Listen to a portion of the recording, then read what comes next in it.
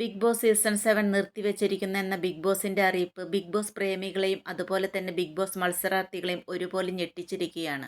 ഇത് ഞാൻ എൻ്റെ സ്വന്തം ഇഷ്ടപ്രകാരം പറയുന്നതല്ല കേട്ടോ. ഇന്നലെ ബിഗ് ബോസ് കണ്ടതിന് ശേഷം ബിഗ് ബോസ് പ്രൊമോ കാണിച്ചിരുന്നു. അതിൽ പറഞ്ഞതാണ് ഞാനിപ്പോൾ പറഞ്ഞത്.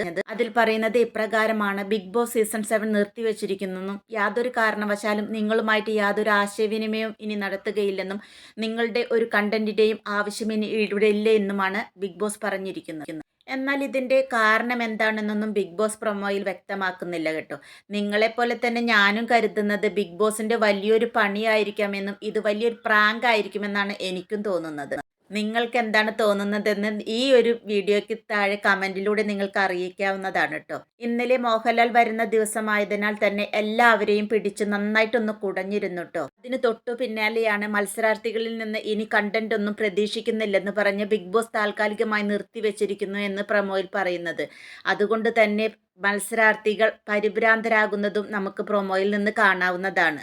എന്തായാലും ഇന്നത്തെ എപ്പിസോഡ് കണ്ടതിന് ശേഷം മാത്രമാണ് നമുക്ക് ഇതിൽ എന്താണ് പ്രാങ്ക് ആണോ അതോ പണിയാണോ ബിഗ് ബോസ് കാത്തു വെച്ചിരിക്കുന്നതെന്ന് നമുക്ക് കണ്ടറിയേണ്ടതുണ്ട്.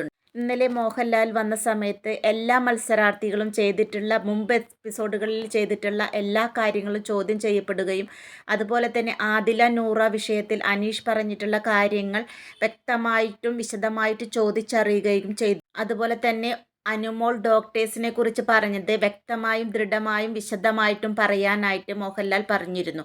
മറ്റുള്ള ഡോക്ടേഴ്സിനും അതുപോലെ തന്നെ വീട്ടിനകത്തുള്ള ഒരു ഡോക്ടർക്കും കൺഫ്യൂഷൻ വരാത്ത രീതിയിൽ താൻ പറഞ്ഞത് എന്താണെന്ന് വ്യക്തമാക്കാൻ അനുമോളോട് മോഹൻലാൽ പറഞ്ഞിരുന്നു. അത് വ്യക്തമാക്കുകയും ചെയ്തിരുന്നു. ഇതെല്ലാം കഴിഞ്ഞതിന് ശേഷം ഒരു ഇടവേളയ്ക്ക് മോഹൻലാൽ പോയ സമയത്ത് അനീഷുമായിട്ട് അഭിലാഷ് വലിയൊരു വാക്ക് തർക്കം നടക്കുകയുണ്ടായി.